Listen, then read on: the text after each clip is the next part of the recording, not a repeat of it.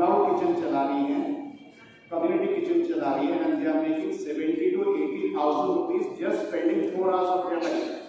दिन के 4 घंटे लगा के 70,000 से 80,000 कमा रहे हैं। ये लोगों ने स्विगी के साथ, जोमेटो के साथ टाई अप किया है, लोग टिफिन मंगवा रहे हैं वहां से। बात समझ में आई है? कर सकते या नहीं कर सकते है?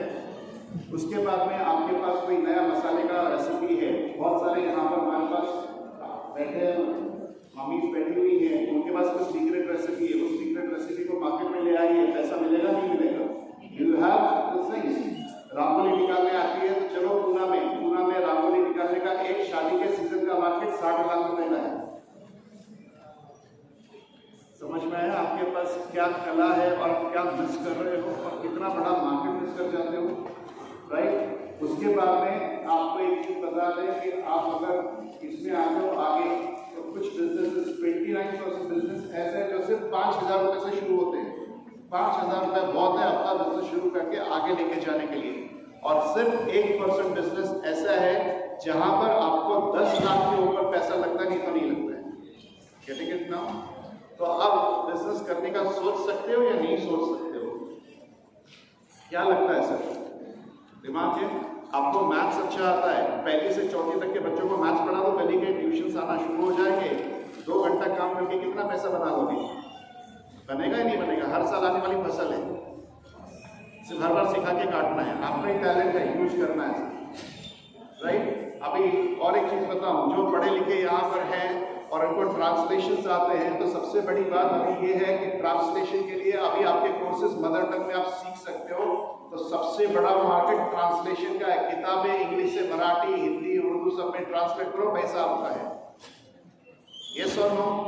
आपको पीजी के नोट्स का मार्केट बता दो, इंडिया की इकोनॉमी इज $4.1 ट्रिलियन और पोस्ट ग्रेजुएट्स के सिर्फ साल भर में नोट्स बिकते हैं $43 ट्रिलियन के। बात समझ में आ गई? अभी बिजनेस समझ में आ रहे हैं? अब मैं आ रहा हूँ पुराने इंडियन कैलेंडर पे। अगर मैं बात करता हूँ 9,900 से लेकर 1600 AD तक जो ये कालखंड था, भारत की आर्थिक शक्ति कितनी थी पता है आपको? भारत का जो आपका ये GDP था दैट वाज $69 ट्रिलियन। कितना था? हम कितने पे बैठे हैं अभी? $4.1 ट्रिलियन पे। बैलगाड़ी पे $69 ट्रिलियन था, क्योंकि वर्ल्ड का 50% माल भारत अकेला बना के 200 कंट्रीज को भेजता था। और ये क्यों था पता है आपको? क्योंकि हमारा कैलेंडर स्ट्रॉन्ग था। अगर आप कैलेंडर देखोगे ना, कैलेंडर को देख लो, वहां पर जितने त्योहार है हमने त्योहार मनाना छोड़ दिए। इस त्योहार में बिजनेस छुपा हुआ था, हर तबके को, हर जाति को पैसा था। बात समझ में आया अभी? तो हर त्योहार का कनेक्शन किसके साथ था? पैसे देने के साथ था। और धर्म को उसके साथ जोड़ दो तो बहुत जल्दी रोटेशन होता है। बात समझ में आ गई अभी सबके? एवरीबॉडी? तो अगर हमको भारत को वापस अमीर बनाना है तो हमको एक कैलेंडर फिर से रिवाइव करने पड़ेंगे, क्योंकि हर जाति को, हर तबके को पैसा है। हम एक कुम्हार है, बारिश के समय कुम्हार के पास करने के लिए कुछ नहीं होता, तो सोने के लिए बैल बना देता है, वो आप खरीदते हो, उसको पैसा मिलता है दिवाली के लिए दिए बनाने के लिए। दिवाली के लिए जो दिए बेचता है, मटके बनाने के लिए मार्च में पैसा मिलता है। तो हर एक त्योहार कनेक्टेड है या नहीं है? यस और नो? अब मैं आता हूँ श्रद्धा और अंधश्रद्धा पे। थोड़े से लैंग्वेज रफ यूज करूंगा, I am sorry for that, पहले माफी मांग रहा हूँ, ठीक है? अभी मुझे एक बात बताइए, डीओ लगाने से लड़कियां पीछे पड़ती है, विश्वास या अंधविश्वास?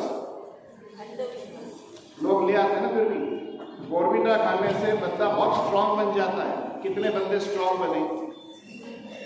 कॉम्प्लेन खाने से लोग लंबे हो जाते हैं, तो एक भी इतना नहीं होना चाहिए था। और फेयर एंड लवली लगाने से सब गोरे होते हैं, तो केनिया में एक भी काला नहीं होना चाहिए। अब ये विश्वास है या अंधविश्वास है? समझ में आया अभी? अब आप जब जाते थे तो आप नदियों में कॉइन डालते हैं, यस और नो? हम बोलते हैं अंधविश्वास, लेकिन सच में ये अंधविश्वास है क्या? तो आप देखेंगे पहले नदियों में जो पानी आता था, हम लोग सब बाहर जाते थे, वही पानी बारिश के समय नदियों में आता था, बीमारियां सब फैलती थी, हाइजा वाइजा पूरा गांव के गांव खत्म कर देता था। तब कोई बोलता था कि आप कॉइन डालिए। अब वो कॉइन कब काहे के थे? चांदी के या फिर तांबे के। ये दोनों एंटी बैक्टीरियल, एंटी वायरल थे। तो जिस इसमें वो कॉइन डलते समझते थे जिस नदी में वहाँ उस गांव के लोग मरते नहीं थे, इसलिए बोलते थे पुण्य गांव और वो पाप गांव। बात समझ में आया? लेकिन हमने तांबे को ही बाहर कर दिया, और आज जब माधुरी आंटी आके बोलती है मेरे आरोप में कॉपर है, तब क्या करते हैं? समझ में आ गया अभी? यस। तो विश्वास के अंधविश्वास समझ में आया? अभी जब मटका आता है आपके घर में, मटका लास्ट तक बोलता है भैया अब मुझे माफ करो। क्या बोलता है? अब मुझे माफ करो, अब मुझे बाहर निकालो। पहले अगर आप देखोगे तो मटकों का एक चलन होता था, पहली बारिश होते ही मटकों को तोड़ दिया जाता था और तांबे के बर्तन लाए जाते थे। Is that very clear? तांबा एंटीबैक्टीरियल एंटीवायरल था, टेम्परेचर मेंटेन करता था। बात क्लियर है कि नहीं है? यस। मटके में अभी अलगी आती है, अलगी का पॉइजन पानी में जाता है, वही ठीक है, और डॉक्टर को और मेडिकल स्टोर वालों को अभी बनाते हैं। गड़बड़ समझ में आ गई हम क्या कर रहे हैं? तो बिजनेसेस कहाँ पर है समझ में आ रहा है अभी? कैलेंडर कैसे वर्कआउट हो रहा था और कैसे बिजनेसेस आ रहे हैं, तो इन चीज़ों को समझना है। और ये जो सामग्री है सप्लाई चेन मैनेजमेंट में, इसको हमको कहीं ना कहीं जुड़ना है। अब इस बिजनेस के लिए हमको पैसा कहाँ से आएगा? तो आपके लिए बहुत सारी स्कीम्स हैं, वो स्कीम्स में थोड़ी सी बता रहा हूँ, क्योंकि अभी थोड़ा फास्ट जाना है, आपको भी थोड़ा जाना, उसमें मैं बता देता हूँ स्कीम। अभी एक स्कीम आ रही है जिसको हम कहते हैं स्टार्टअप इंडिया। स्टार्टअप इंडिया पता है क्या स्कीम? तो स्टार्टअप इंडिया में सारी महिलाएं और पुरुष SC और ST कैटेगरी के, इनके लिए ये स्टार्टअप इंडिया स्कीम लाई गई है। वजह ये थी कि महिलाएं और पुरुष SC ST कैटेगरी, महिला फ्रॉम ऑल कैटेगरी, ये जॉब्स के ऊपर बहुत डिपेंडेंट है। तो ये डिपेंडेंसी खत्म करने के लिए, इन लोगों को बिजनेस में लाने के लिए ये स्कीम्स लाई गई।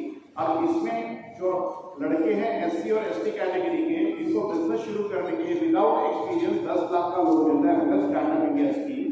और फीमेल्स को 10 लाख रुपया बिजनेस शुरू करने के लिए, और उसके अलावा 25 लाख से लेकर 1 करोड़ तक मशीनरी और बिल्डिंग के लिए लोन मिलता है। तो स्टैंडअप इंडिया में आपके लिए अगर बड़ा बिजनेस शुरू करना है तो आपके लिए ये लोन्स अवेलेबल है।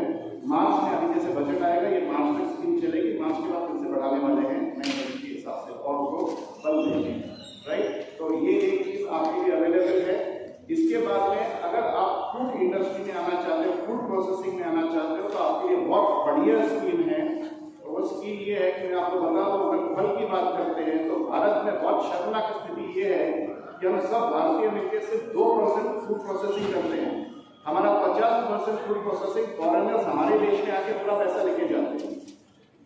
Very clear? तो उसको ओवरकम करने के लिए, और उससे शर्मनाक बात ये है कि हमारा 17% फूड जो पैदा होता है वो वेस्ट होता है। तो इसको ओवरकम करने के लिए गवर्नमेंट ऑफ इंडिया ने एक स्कीम लाया हुआ है फूड और फूड प्रोडक्शन के लिए। इसमें अगर आप प्रोसेसिंग में जाते हो तो आपको 1 करोड़ तक का लोन है। उस लोन में से आपको 35 लाख रुपए सब्सिडी है, आपको 65 लाख और बाकी का ब्याज भरना है। 35 लाख सब्सिडी स्टेट गवर्नमेंट में। तो आप फूड प्रोसेसिंग में फाइनल प्रोडक्ट जाओ, इंटरमीडिएट प्रोडक्ट बनाओ, बिक्री करो, ये होगा। अभी आप सीताफल खाते हो, बीज फेंक देते हो, बराबर है ना? आपके पास पॉलिथीन फ्री की आती है, यस और नो? पॉलिथीन में मिट्टी फ्री की है, डाल दो। एक सीताफल का बीज एक पैकेट में डाल दो, उससे पौधा आ जाएगा, 30 रुपए का एक पौधा बनेगा। एक सीताफल आपका फल आपको 4000 रुपये लेके जाएगा। बिजनेस है या नहीं है? या नहीं? और पानी कौन सा डालना है? जब पानी चेंज करके और मटका नल आता है उसमें पानी चेंज करके वही पानी डालो, खत्म हो गया बात। You have everything with you.